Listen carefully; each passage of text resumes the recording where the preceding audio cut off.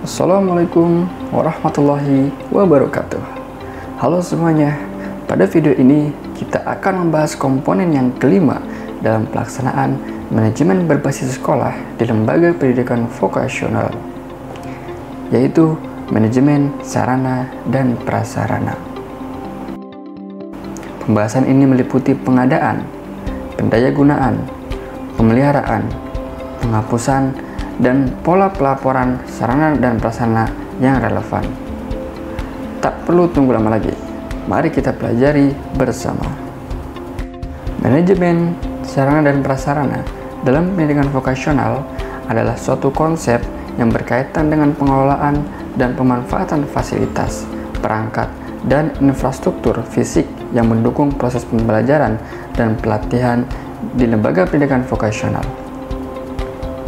Fasilitas dan infrastruktur ini mencakup gedung, laboratorium, workshop, peralatan, serta teknologi yang diperlukan untuk memberikan pelatihan, keterampilan, dan pengetahuan praktis kepada siswa.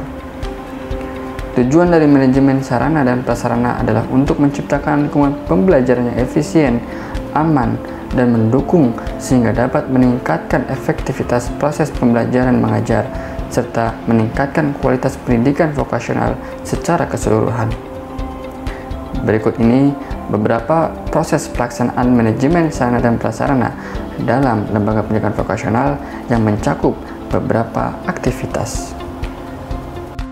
Aktivitas yang pertama yaitu pengadaan sarana dan prasarana, yang meliputi identifikasi kebutuhan, yaitu menentukan jenis sarana dan prasarana yang dibutuhkan. Kemudian perencanaan anggaran, yaitu menentukan dana yang diperlukan untuk pengadaan sarana dan prasarana, termasuk biaya perolehan, instalasi, dan transportasi. Kemudian pemilihan vendor, mencari vendor atau pemasok yang memenuhi persyaratan dan memiliki reputasi baik untuk memenuhi kebutuhan sarana dan prasarana. Kemudian pengadaan barang, yaitu melakukan proses pembelian, pengiriman, dan penerimaan barang sesuai dengan prosedur yang telah ditetapkan.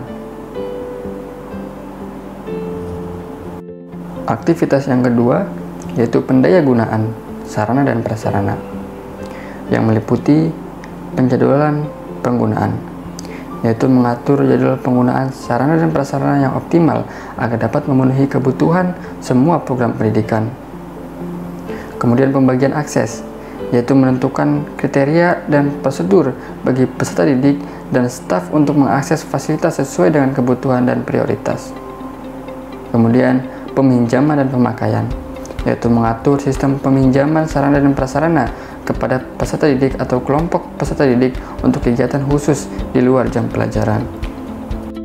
Aktivitas yang ketiga yaitu pemeliharaan sarana dan prasarana, yang meliputi perawatan rutin, melakukan perawatan berkala, pembersihan, dan perbaikan kecil untuk memastikan sarana dan prasarana tetap dalam kondisi baik, perbaikan dan peremajaan, merencanakan dan melaksanakan tindakan perbaikan yang diperlukan, serta mengganti sarana dan prasarana yang sudah usang atau rusak. Aktivitas yang keempat yaitu penghapusan sarana dan prasarana, yang meliputi evaluasi kondisi, yaitu mengidentifikasi sarana dan prasarana yang sudah tidak layak pakai atau tidak lagi memenuhi standar keamanan dan keselamatan. Kemudian penentuan penghapusan, yaitu menentukan prosedur dan kebijakan penghapusan sarana dan prasarana yang sesuai dengan peraturan dan regulasi yang berlaku. Terakhir yaitu pelaporan dan dokumentasi, yaitu mencatat dan melaporkan penghapusan sarana dan prasarana termasuk pengosongan inventaris dan penutupan administrasi yang terkait.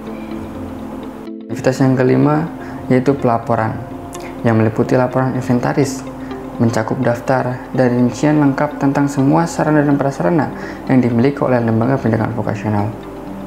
Kemudian laporan perawatan, yaitu melaporkan kegiatan pemeliharaan yang dilakukan, termasuk jadwal perawatan, perbaikan yang dilakukan, dan biaya terkait.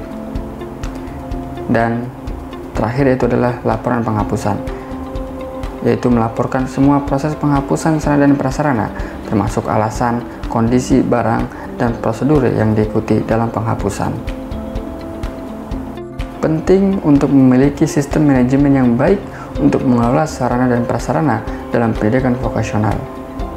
Dengan melakukan pengadaan yang tepat, pendaya gunaan yang efisien, pemeliharaan yang teratur, dan pelaporan yang akurat, lembaga pendidikan dapat memberikan lingkungan pembelajaran yang optimal bagi peserta didik dan staf sekolah.